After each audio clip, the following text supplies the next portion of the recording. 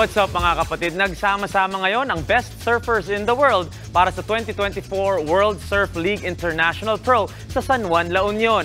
Nasa frontline ng balitang yan si Marty Bautista.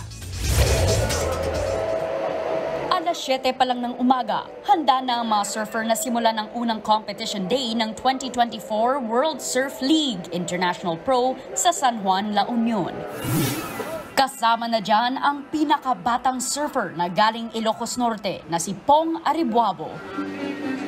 Sa edad na 11, nakikipagsabayan na si Pong sa mas matatanda pang mga competitor.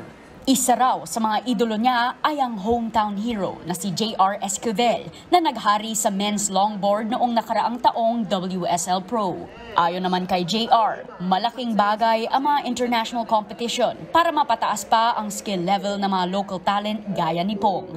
Sobrang laki ng tulong para sa mga susunod na generation yung ganitong event kasi nakikita nila yung mga sobrang gagaling na athletes.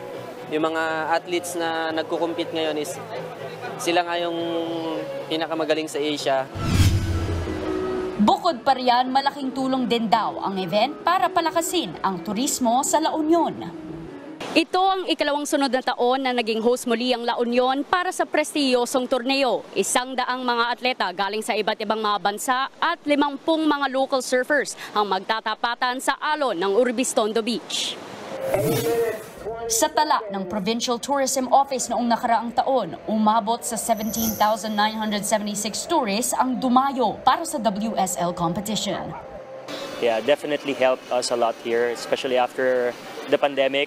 So having an international event like this, showing the waves, what kind of wave we can offer here. So La Union is good for beginners and international professional surfers too.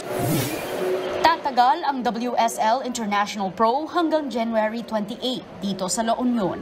Nagbabalita mula sa Frontline, Marty Bautista, News 5. What's up mga kapatid? It's your sports Tito Mike Reyes at huwag magpahuli sa mga umaaksyong bakbakan at harapan sa loob at labas ng bansa. Para sa mga pandiinang sports news, mag-follow at mag-subscribe sa social media pages ng News 5. Alam nyo na ha, peace and love.